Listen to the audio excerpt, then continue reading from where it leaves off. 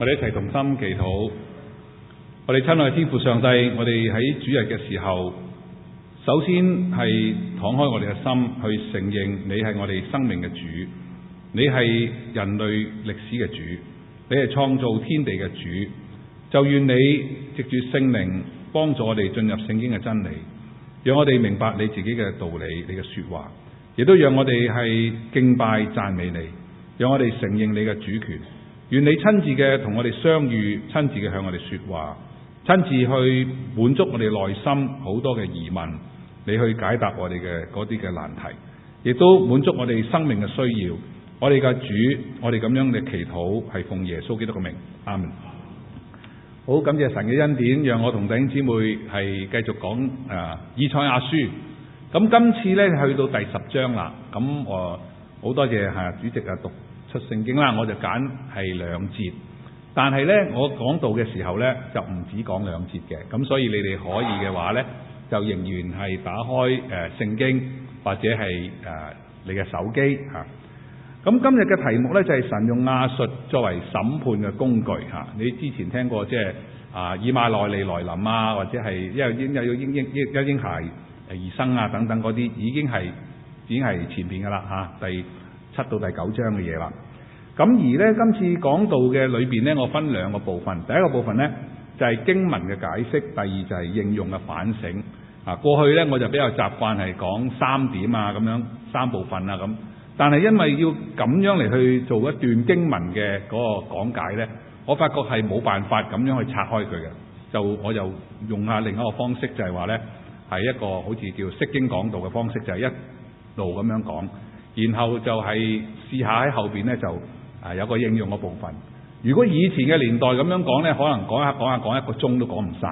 咁我都好明白嗰個情況係點樣。咁但係希望今次可以幫到大家，因為有啲嘢你哋都未必熟悉嘅嚇。咁俾大家一個心理準備先嚇。好，咁呢，首先呢，以賽亞書第10章嘅第5節呢，到第12章嘅第6節呢，其實係一個單元嚟嘅。呢個單元裏邊呢，其實有2個主題。第一個主題就係亞述受罰同埋猶大係得救。咁我又都重複講下呢，即係大家必須要記得一啲年份或者一啲背景。最簡單嘅2個年份呢，就係喺主前嘅大概722年左右呢，以色列嘅北邊即係以法蓮支派呢，就被亞述呢個大國係打敗咗嘅。所以主前嘅722年係一個關鍵嘅時刻。咁另一個關鍵嘅時刻就係主前嘅586年呢，南邊嘅猶大國就俾巴比倫打敗咗嘅，亦都有好多嘅精英呢，係由耶路撒冷被俘虜去到呢巴比倫嘅地方。咁呢啲係對即係以色列人嘅歷史嚟講呢，一個好重要嘅歷史時刻。喺舊約聖經裏邊呢，一直係講緊神係掌管住以色列人嘅歷史，同埋呢全人類嘅歷史呢一句嘅說話係一個認信嚇。咁包括係乜嘢呢？喺出埃及進迦南嘅事件嘅裏面呢，係講出一件事。當你咁樣認信嘅時候，即係話外邦嘅偶像係冇能力，即係埃及嘅偶像係冇能力㗎。即係你出埃及嘅時候，你會見到摩西面對住嗰啲嘅術士，其實係贏咗佢哋。耶和華嘅力量係勝過其他嘅神明嚇，即係包括以利亞，佢都一樣係展示緊呢一樣嘅即係事實出嚟。但係值得大家注意嘅地方就係，當以色列人呢被亞述打敗咗，猶大被巴比倫人打敗咗。當然寫呢段經文嘅時候未發生啦。但係舊約聖經整體上佢係宣認神係掌管住以色列人嘅歷史同埋全人類嘅歷史嘅。大家明唔明？我喺咁嘅背景度，即係好似一個拳賽裏邊有一個拳手俾人打低咗，然後佢話我聲稱我係為呢場拳賽嘅冠軍，你就好難去想像㗎，啱唔啱啊？即係你點樣可以諗啊？一個被打敗、將要被打敗嘅民族，佢話你嘅神呢係贏得過人哋打緊你嗰個民族，就將來要佔領你個民族嗰個偶像，你好難去明白。一個被外族打敗嘅民族，宣認佢嘅神係掌管自己民族歷史、全人類歷史，係咪真係好特別呢？真係好特別。喺呢度呢，我諗我亦都即係講到我好少講神學嘅，但係呢，我都要想講下呢，我哋基督徒係相信呢本聖經係神嘅說話。咁係咩含義先得㗎？即係我哋相信聖經係神嘅說話，係咪有個人坐低就可以收到條直線？上帝叫佢寫 A 就 A 咁樣，隻字咁樣嘣一聲倒水咁倒出嚟，係咪咁呢？其實個過程唔係咁簡單。神係透過佢揀選嘅民族以色列呢個嘅民族嘅歷史嘅興衰，嚟去展示神對呢個民族甚至全人類嘅心意。你話耶和華係慈愛嘅，點樣慈愛啊？係佢經歷咗神係對你有好多嘅恩情，佢先發現噶嘛。你話耶和華係公義，點樣我覺得佢係公義啊？因為佢喺個歷程裏邊發覺，原來咧神係冇呃過佢嘅，同埋神係信實嘅。嗱，呢啲所有對神嗰個性格性情嘅認識咧，都係透過歷史事件嗰度係去得到出嚟。所以我哋話神係啟示嘅神咧，或者聖經係本啟示嘅書咧，基本上喺舊約裏邊就係以色列人嘅歷史嘅結果嚟。即係話佢由出埃及進迦南呢個都係一個神嘅啟示嘅部分，甚至佢建立王國，後來被其他嘅強國打敗，甚至被擄翻去耶路撒冷重建聖殿等等一連串嘅事件，都係充滿住神嘅啟示。所以咁樣講嘅時候，如果我哋要明白神係對人類嘅心意呢，我哋真係一定要進入去讀舊約聖經啦，係咪啊？即係你發覺原來裏面咁多豐富嘅嘢。好啦，今日我只係想講呢本聖經係神嘅個說話。喺呢一點裏邊呢，讓我哋更加睇到就話呢個宣認耶和華神係以色列民族嘅神，全人類嘅神，呢一個信仰其實係好寶貴，好寶貴。而我哋係唔係能夠即係明白或者係領受呢？咁好啦，我跟住引申落去入邊呢，可能大家你聽過呢，即係成功神學啊，即係信耶穌嘅人一定成功啊，事事順利。嗱，其實如果話咁樣講咧，又唔可以話佢錯，因為點解呢？申命記同埋詩篇第一篇即係有兩棵樹咁樣，一棵好樹，一棵壞樹咁樣即係你敬畏耶和華嘅人呢，一定會得到祝福嘅。所以我自己嘅睇法就係成功神學嘅內容，你可以話佢冇錯。不過成本聖經呢，唔單淨係提到成功神學，同時亦都提到呢，喺苦難裏邊去依靠神，就係譬如話以色列民被北國被亞述打敗，南國被巴比倫去打敗，喺呢個情況底下仍然宣稱神係掌管一切嘅神，呢一個嘅信息呢，就可以話係另一個層面嘅。因此呢，我自己會覺得呢，即係傳道人唔係淨係講一種嘢，即係成功神學，而係話同樣整本聖經嘅信息呢，我哋都唔可以忽視。以賽亞書甚至整本舊約聖經嘅信息就係話，無論以色列喺強盛或者係衰落嘅時候，神係仍然掌權，仍然掌管住以色列嘅歷史，全人類嘅歷史。哇！呢一個嘅信念好特別㗎，好特別嘅。呢個係我哋基督徒嘅一個好緊要嘅信仰。大家你可能會繼續問一個問題就係：點解以色列可以由盛轉衰呢？點解你有耶和華全地嘅神，你點解唔保住佢啊？點解神容許以色列被外族打敗呢？大家有冇諗過呢個問題啊？好少諗呢。不過當你咁樣諗嘅時候呢，我就會話你嘅信仰開始有深度啦。咁我自己我唔希望點樣講呢？就係將自己認為好嘅嘢都加於各位身上。但係我即係舉一個例子，因為我都避免唔到我成長嘅背景，因為我其實係一個好中意問問題嘅人嚟㗎。你可以話我即係而家又興逆流大叔係咪？即係，但係回想當年10零歲嘅時候，我係個青年嚟㗎嘛。好中意問問題嗰啲咪問題青年咯，係咪？咁而家好中意問問題嘅大叔咪問題大叔咯。你點樣講都得。但係我自己會覺得呢，即係我係抱住一個係好想深化呢個信仰嘅態度去問問題嘅，所以即係我又好喜歡嗰啲問問題嘅青少年嘅即係，所以我又唔好覺得佢哋太過壞嘅，淨係我自己咁諗嘢嚇。因為當我哋去先啟示錄咁講咧，就話咧，你叩門嘅時候咧，神係會為你開門嘅；你尋找，你係會尋見嘅。有邊個人唔去問問題就即刻信嘅咧？即係我都覺得嗰度好蒙福嚇。但係當我哋有好多青年人咧，係喺個尋道嘅過程咧，佢好多嘢問㗎。咁有時啲弟兄姊妹會煩啦，啲傳道人都覺得佢好煩啊！你哋問咁多嘢做咩啫？你信就信啦咁樣。其實我有時會覺得咁樣咧，未必能夠滿足到嗰個尋道者嗰個嘅即係佢內心嗰個訴求嘅。俾啲時間佢去揾嚇，佢一定揾到。神佢要即係真金不怕紅爐火，神會自己話俾佢聽，你問咗咁多嘢，我會教你噶啦咁。放心呢樣嘢，即係神會為呢啲人開路。好啦，我要解答翻即係呢個問題啦。點解神會咁樣做咧？喺以賽亞書10章1到4節，佢講緊啲乜嘢咧？禍哉！嗰啲設立不義之律例同埋記錄奸詐嘅判語嘅，為要屈枉窮乏嘅人嘅，奪去我民中困苦人嘅理嘅，以寡婦當作擄物，以孤兒當作掠物嘅，到降罰嘅日子，有災禍從遠方臨到。呢度講緊以色列人嘅歷史，將來會有啲咩事？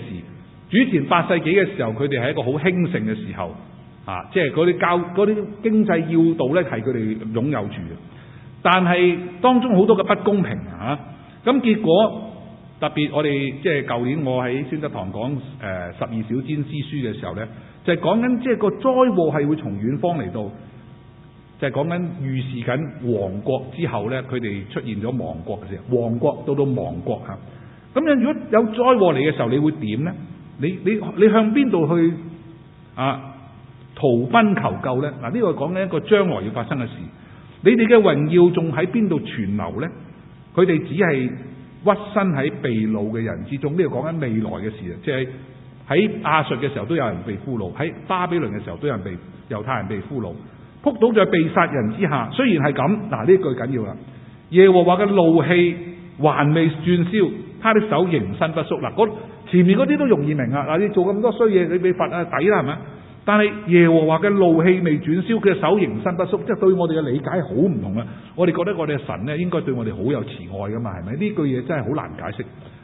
耶和華係公義嘅神，佢甚至唔姑息佢揀選嘅民族。嗱，呢一個就可以咁樣睇啦。所以有啲人話：喂，咁樣有乜公道啊？上帝揀以色列人，唔揀我哋中國人啊？咁你明嘛？俾佢揀中，其實你估真係好，即係神係只有好處啊！神同樣嘅對佢嘅子民有個好嚴厲、好高嘅要求。一旦當佢哋離開神嘅時候，犯錯嘅時候，當然神會俾機會佢哋。但係當佢哋即係一直唔聽先知教佢哋嘅勸告，或者佢哋繼續犯罪嘅時候，神就會藉住外族人去攻擊佢嘅百姓。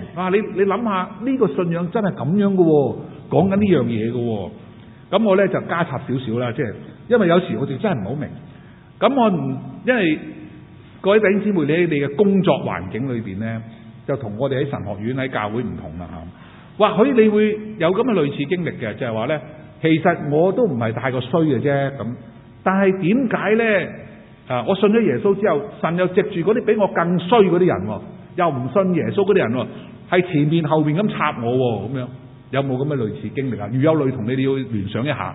哇！有乜理由咧？我信耶穌噶嘛，我嘅神點解唔保我？點解仲要咁樣㗎？咁樣，即係你唔係好明嘅。咁我就會點樣消化呢件事咧？因為咧個個人嘅情況唔同，我只可以話，其實喺呢件事裏邊咧，我哋會唔會都去反省一下，究竟我自己有啲乜嘢喺神嘅面前唔係做得咁啱嘅咧？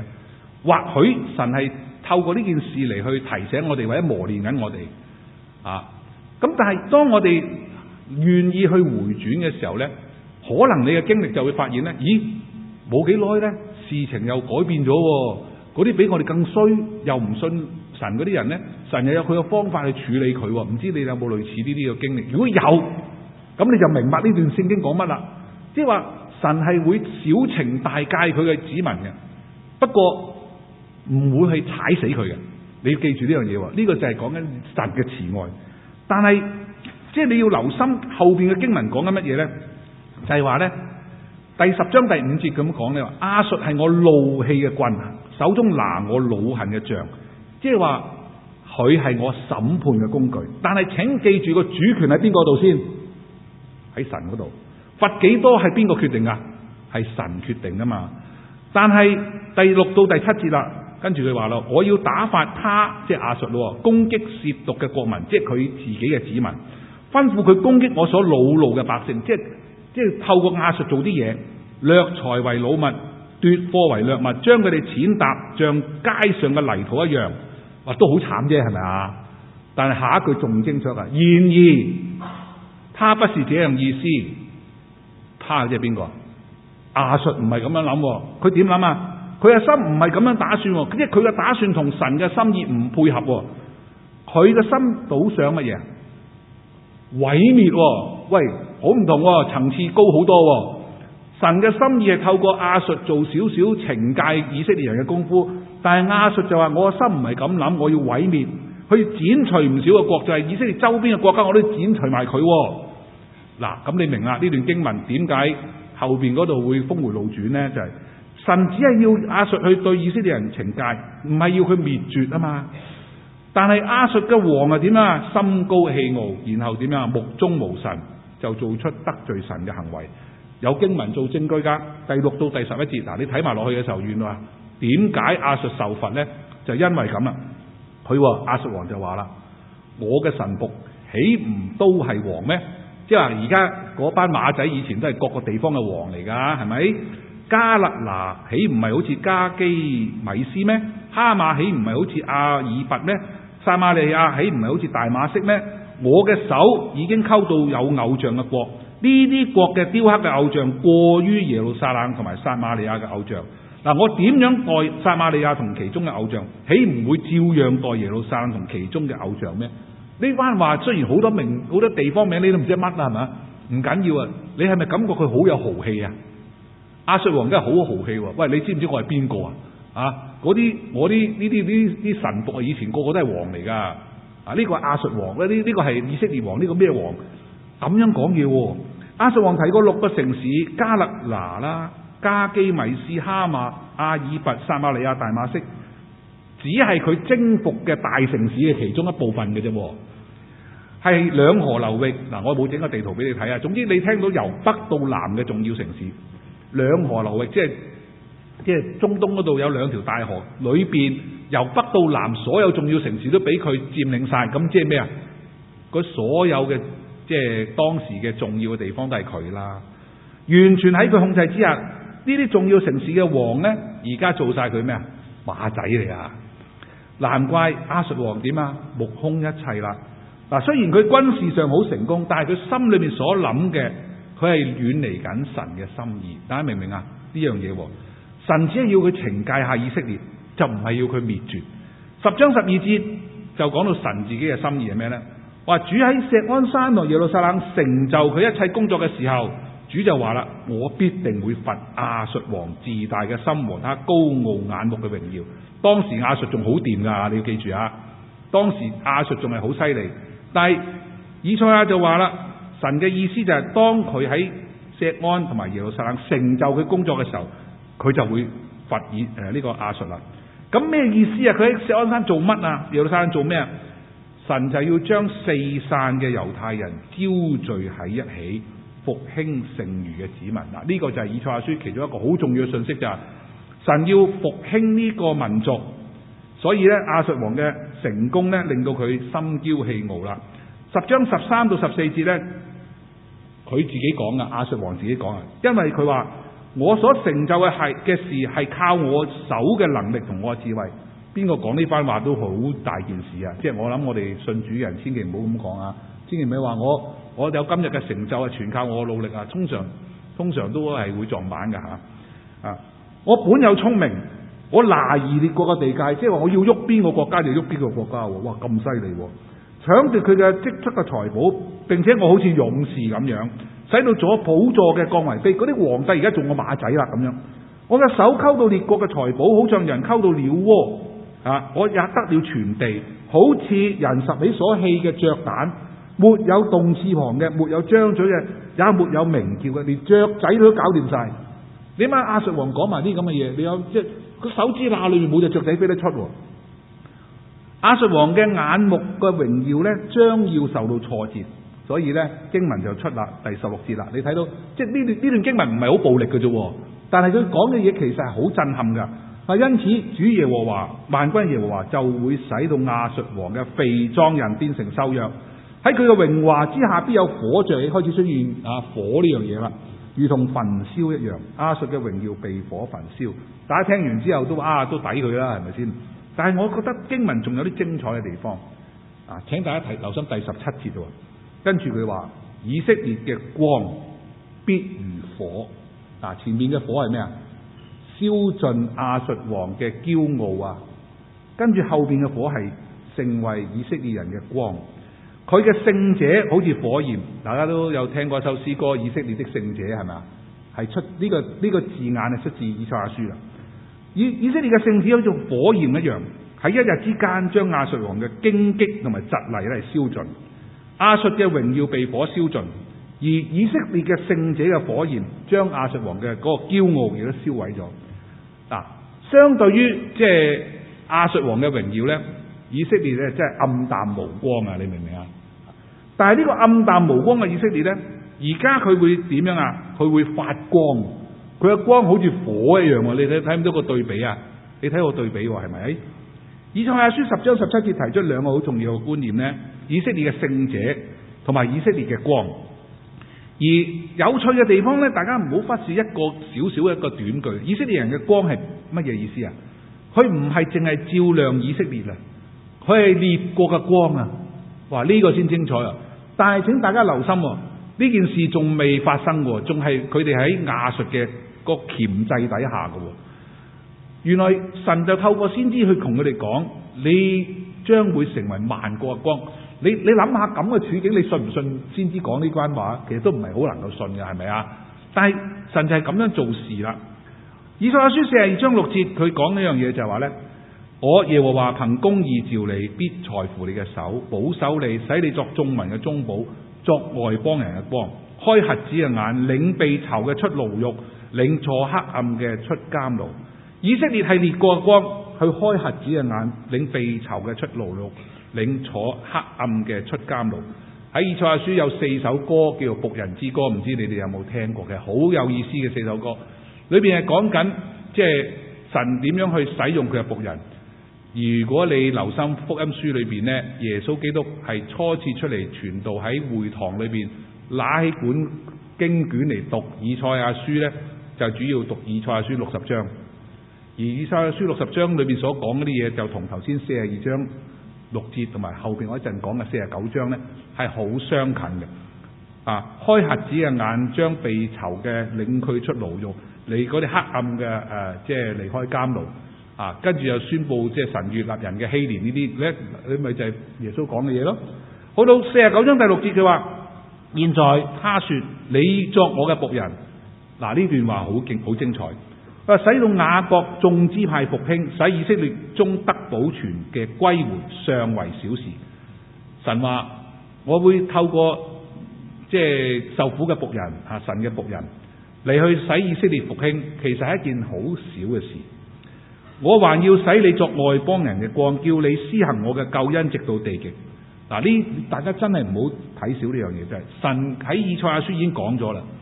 招聚被四散被擄嘅人復興以色列係一件小事，但係要呢班以色列成個民族做外邦人嘅光，祝福外邦人係一件大事。所以以賽亞書已經講咗呢樣嘢嘅。而呢一個咁樣嘅信息，直到耶穌來臨嘅時候，就一路係實現佢。以賽亞宣告神釋放嘅信息，當時亞述仲未倒下來喎，你要諗下即係你明我意思啊？即係你聽咗先知講啲嘢，你點樣消化呢？然後好精彩就係第10章24到25節，佢咁樣講喎。所以主萬軍嘅耶和華咁樣講：住伯錫安嘅我嘅百姓啊！亞述王雖然用棍擊打你，又照埃及嘅樣子舉杖攻擊你，你卻不要怕他。即係當時亞述仲喺處，因為還有一點點時候，向你發嘅憤恨就要完畢。我嘅怒氣要向他，即係邊個啊？亞述發作，使他滅亡。你睇到即係精彩呢樣嘢啦。10章23節話：因為主耶和華萬軍耶和華喺全地之中必定成就所規定嘅結局。哇！呢一句又好啲，好引申好多嘢討論啦。咁我就講的咁多啦。其實唔知大家覺得咩叫歷史呢？歷史呢個字係咩意思呢？即係過去啲古仔歷史係唔係偶然發生呢？即係問下大家，你即係有時諗下。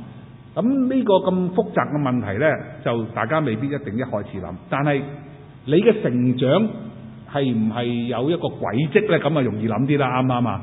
大家個人嘅成長咁你唔好以為咧，淨係啲5、60歲嘅人先會諗我過去嘅成長係受咩因素影響喎？而家10零歲嗰啲人咧都諗緊呢啲嘢嘅喎。你唔好睇少啲10零歲嘅人，佢諗啲咁深層嘅問題喎。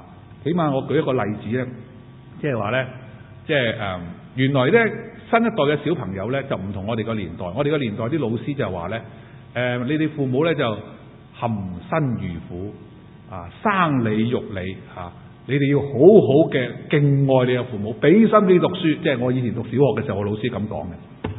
咁但係今個年代嘅小朋友就話咧，其實咧我嘅出生係因為你哋父母咧即係我哋生下來嘅，其實就唔係我要求要出生嘅即係所以咧，其實咧係你冇問過我嘅唔知你跟住即係我有我自己嘅意願，有我嘅權利。哇！你唔好以為呢啲係10歲細路仔講嘅話嚟㗎。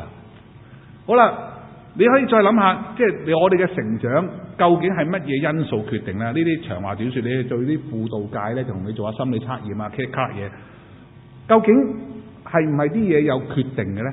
有冇嘢喺你未出世以前已經決定咗啦？呢啲複雜到不得了嘅問題咧，我只係想話唔容易答。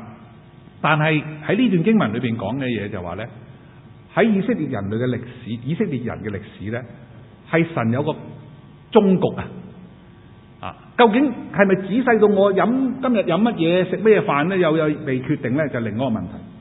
但係如果我哋信有個神嘅時候，呢個神佢嗰個即係管理嘅範圍有幾大咧？以賽亞書就話咧，喺以色列人嘅歷史裏邊咧，都係神管理嘅。甚至隔離嗰個大國亞述嗰啲嘢佢都管埋嘅，你明唔明我意思啊？呢個先係緊要啊！即係佢哋宣稱嘅神咧，對成個人類歷史咧都有個藍圖喺度喎。嗱，咁就好震撼啦！即係對我哋嘅信仰就好大嘅唔同咯。因為點解咧？我哋好多時候就諗，我信耶穌，佢救咗我，咪即係喺個人嘅方面咧就好清楚。呢個信仰好私人化嘅。但係我冇諗到咁闊嘅喎，神又管埋呢個民族，管埋人類嘅歷史嘅喎。嗱，如果我哋嘅神係咁嘅時候咧，今日揀嘅詩歌就好配合啦。耶穌昨日、今日、將來都唔改變，歷史係會變噶嘛，即係你啲各樣嘢變。但係咁多嘢變動之中，乜嘢係會唔變咧？我哋嘅神唔會變，最低限度佢係即係駕馭一切嘅。所以當我哋睇呢段聖經嘅時候，你會發覺。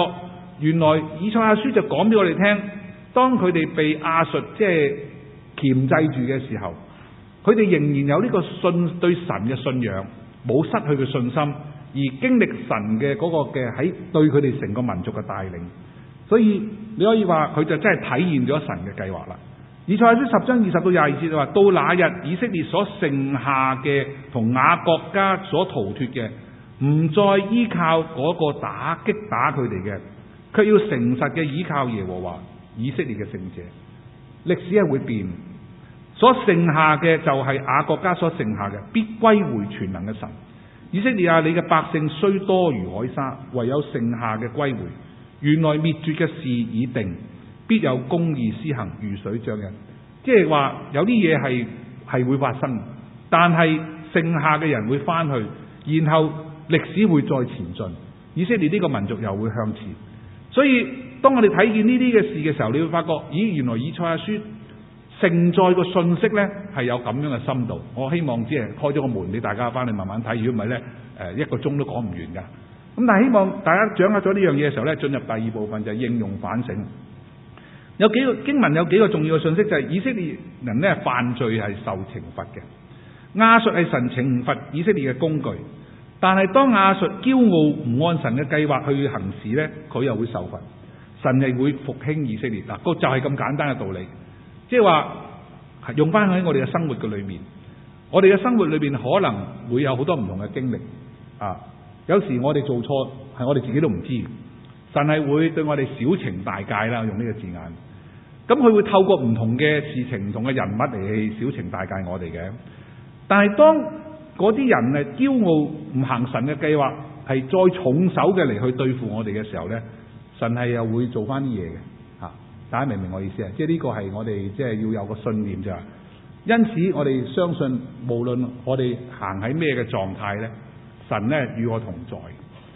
咁咧最近我成日都要路過即係灣仔與柴灣咁樣嗰個街，咁啊有時候路過鵝頸橋啊，大家你知道鵝頸橋係好香港一個地標嚟噶嘛，係咪？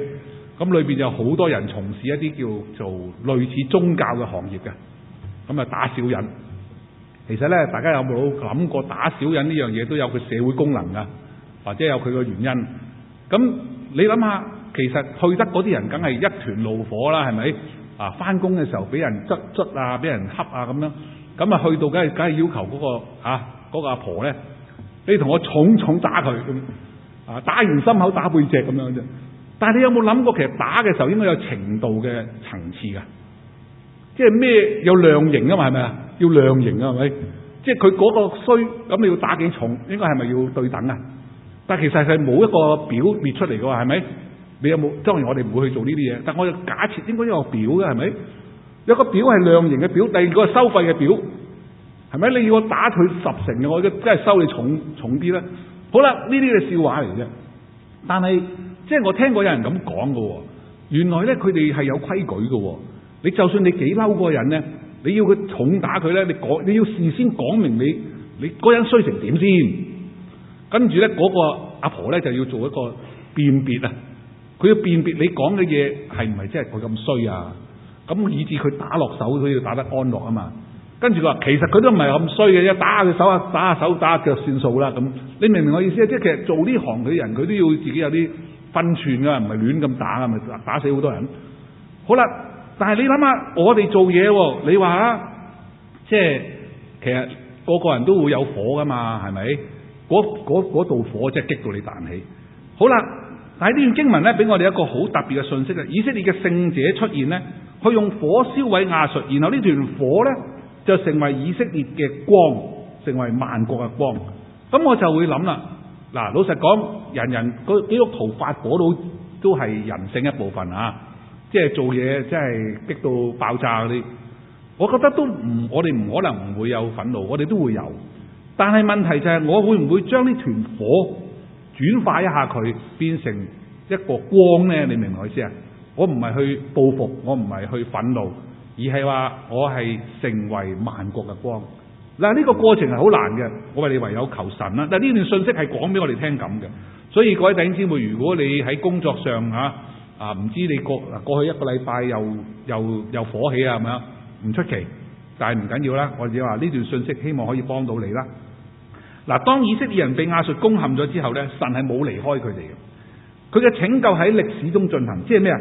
喺個痛苦嘅現實中進行。所以咧，我聽過好多人咧，成日都話想轉工嘅嚇。咁啊，通常有啲朋友就話咧，你係從一個深淵跳去另一個地獄嘅啫，即係冇乜大分別嘅，係咪？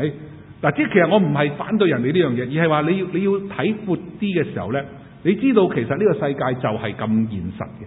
即係你唔可以要求完美嚇。嗱，咁我哋點樣面對啲嘢咧？唯有祈禱啦嚇。以色列民經歷咗神嘅洗滌。嗱，我而家講即係呢啲所有唔好嘅嘢咧，都係一個洗淨嘅過程，喺艱難困苦嘅環境裏面發生。聖經嘅啟示嘅信仰都係一樣，唔係一種無痛嘅信仰。嗱，唔知大家聽唔聽得明呢一句？呢個信仰係有痛苦嘅信仰。呢個唔係一個憤世嫉俗嘅信仰。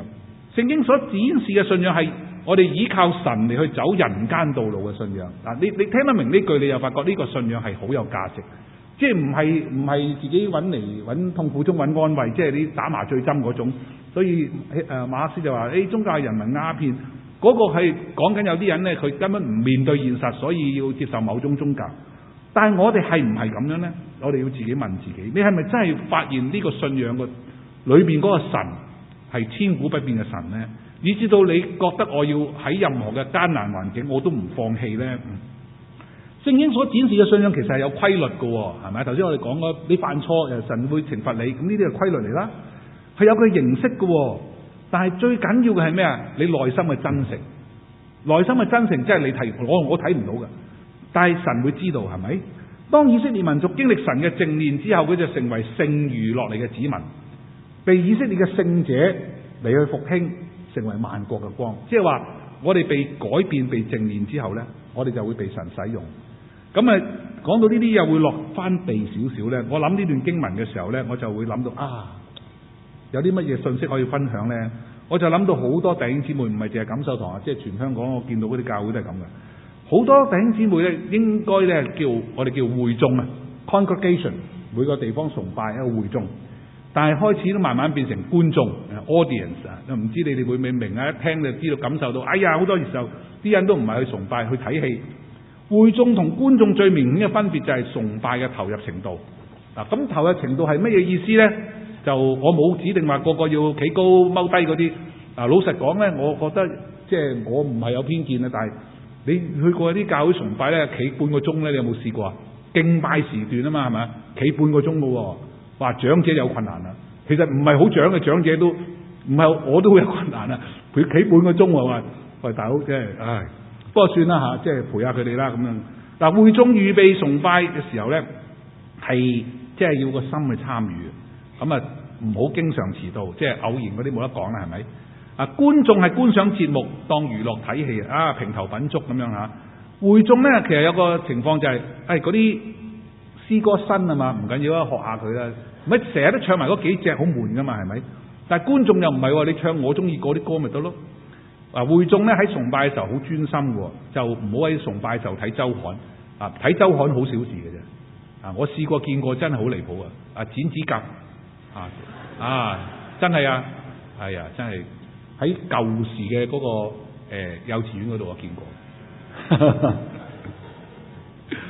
好啦，咁仲有另一樣嘢咧，就係話，你知得觀眾會覺得沉悶啊。嗱，好老實講咧，其實我係一個好中意問問題嘅人嘅，都好奄尖嘅人。所以咧，我年輕嘅時候都有個毛病咧，啲人講到咧，我就喺度同佢我喺內心度去對話緊嘅。其實咧，我話真係都唔知講乜咁樣。你明唔明啊？所以我好明白，所以有啲人咧就聽完講到就我唔知講乜咁樣。其實原來我哋行家嚟嘅，原來有共鳴。但係咁樣喎，如果係咁嘅時候咧，有時真係好難頂嘅，即係話咁悶都得㗎喂。咁但係問題就係神又好奇妙喎，佢用人咧就係用嬰孩與吃奶嘅。所以當我去教神學嘅時候咧，我就發覺唔掂喎，即係我一定要克服個心態，就係你唔好話啲神學生講道你就唔聽啊咁樣。你點知神唔會透過佢講嘢啫？你明唔明我嘅意思啊？咁你弟兄姊妹分享，你點知神唔會透過佢講嘢？所以咧，我就後來咧就唔知點解可以神幫到我謙卑落嚟咧，就即係唔會咁樣嘅態度嚇。因為神要同我講嘢，佢好多方法㗎嘛。所以請大家你都明白啊。咁當然啦，你話喂，你馬喺度話我哋喎，咁你哋點啊？講道嘅人梗係要做最大嘅努力去預備講章啦，呢個唔使講啦。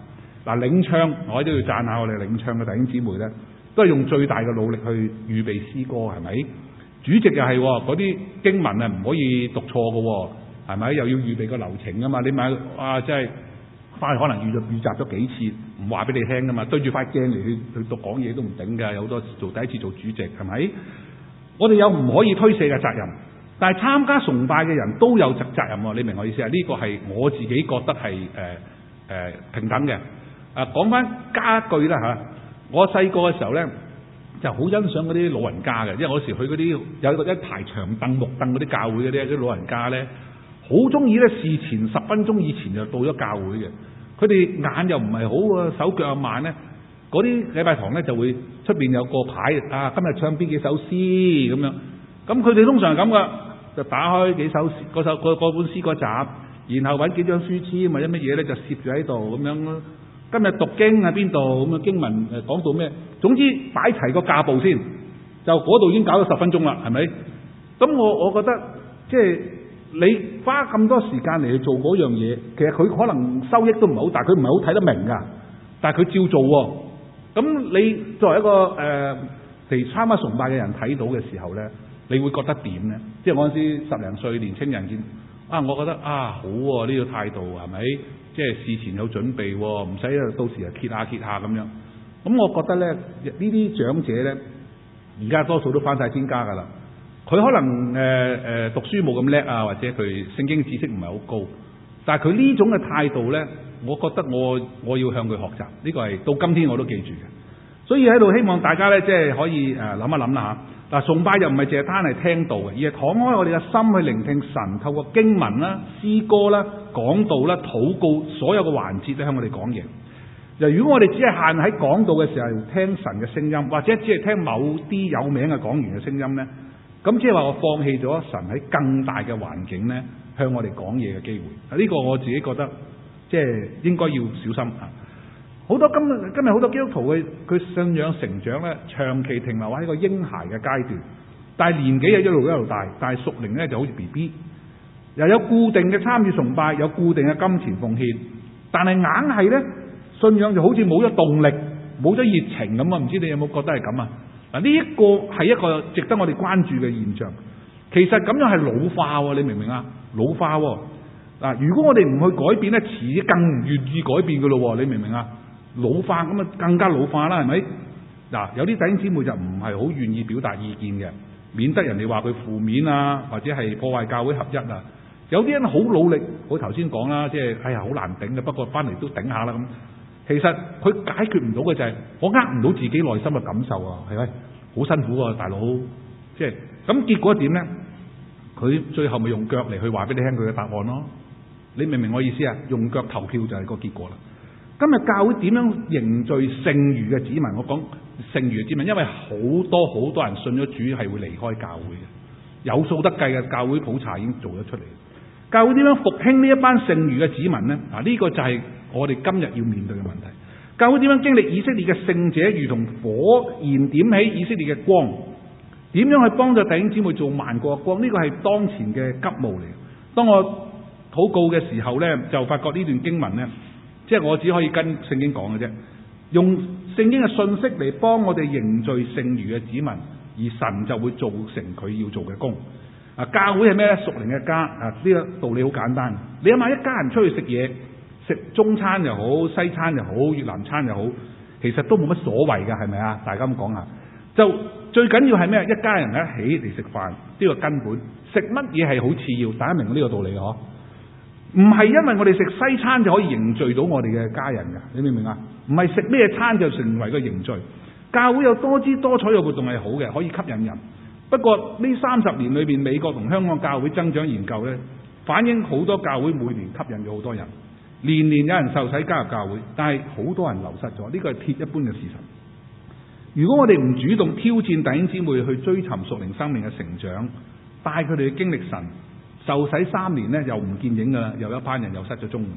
可能有人話換啲形式可以吸引到人呢，呢個諗法係有啲用嘅，不過有冇持續嘅發展能力呢，就要需要時間印證啦。當然我哋唔需要係非此即彼啊，either or咁樣，我哋要有開放嘅心，喺神嘅面前禱告、思考、領受。對我自己嚟講呢，就咩呢？我淨係呢幾年係翻去聖經呢做我個侍奉嘅重點。但係因為我嘅興趣咧又中意諗嘢，所以咧讀完聖經之後咧又要走過2000年嘅教會歷史啊，又進入西方嘅哲學啊、神學嘅長廊啊，跟住走下中國文化、華人嘅歷史文化，跟住本土啊，又認識中國基督教歷史啊，然後喺裏邊又搞下匯通啊，又睇下個社會轉變啊，然後又點樣立足本土啊，懷抱全球視野，講到好似偉大咁，又展望下未來嘅神學咁，諗嚟諗去都係咁諗埋呢啲嘢。嗱，呢個係我興趣，係我嘅侍奉嘅方向。所以我知道我自己係唔係好識做嘢㗎，呢個係真嘅事嘅。你叫我做啲教堂裏邊嘅嘢呢，我可能做得冇咁叻㗎。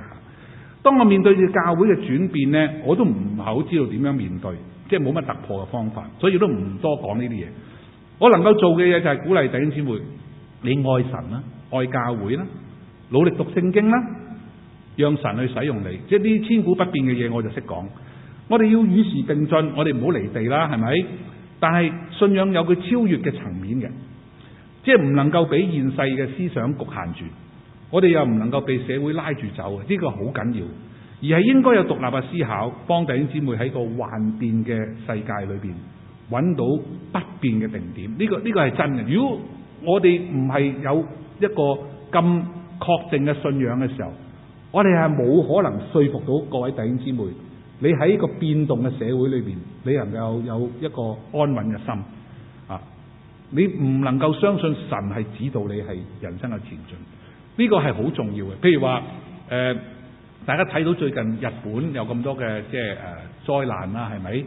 但係你會睇到有一啲嘅日本人啦，起碼咁講啦，佢哋嗰個特質係好值得我哋欣賞，即係佢哋排隊唔會爭先恐後咁樣。我相信即係佢哋有佢哋嗰個諗法啦。但係對我哋嚟講，如果你換住喺即係香港發生任何乜嘢，我哋而家長洲被人稱為逆島啊，即係陰公啊，登革熱啊，係咪？即係大家都好恐慌啊！真係。如果真係有啲咩事咧，我懷疑咧，大家都爭先恐後上登新渡輪嘅。即係你點樣咧？個文化係咁樣，所以我諗我哋要去面對嘅就係話，我點樣可以有個心理準備，未來嘅變動咧係仲激烈嘅。我咁樣講唔係嚇大家因為我係留心緊啲即係啲新聞嘅。大家有冇聽過而家啲AI 即係所謂機械人即係嗰啲人工智能有好多工作咧，而家都係用啲機械人去做譬如話好似即係會計都可以喎，日本嗰度又揾，即係唔係人手做噶啦，係機器做。你再諗下即係展望下，我哋而家中年人或者以上或者青年有一份固定嘅工作，你個工作嗰個工種唔係咁容易被取替。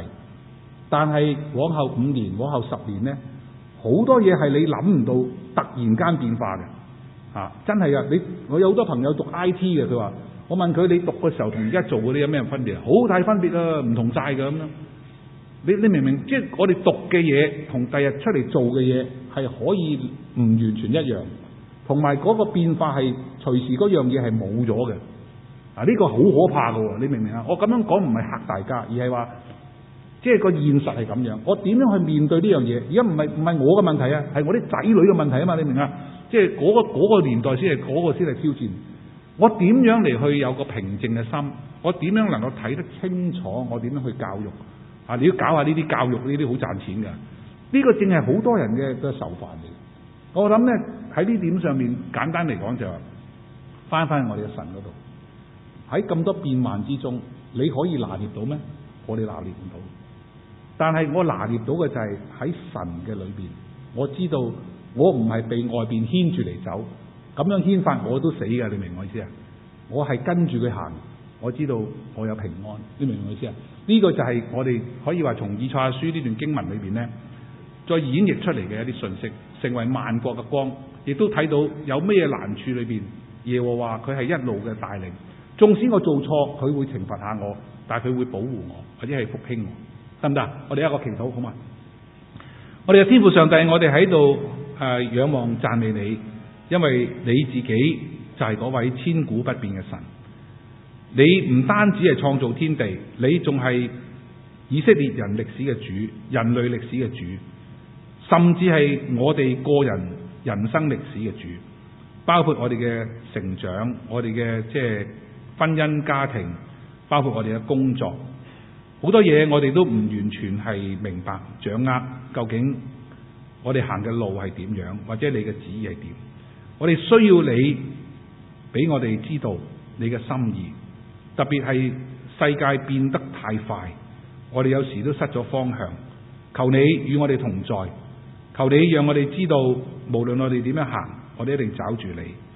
我哋從以色列人嘅歷史裏邊睇得到，因為你就係嗰位永不改變嘅神嘅時候，佢哋就係實現緊你對佢哋嘅心意，以至到我哋都知道你對我哋都同樣有你嘅心意。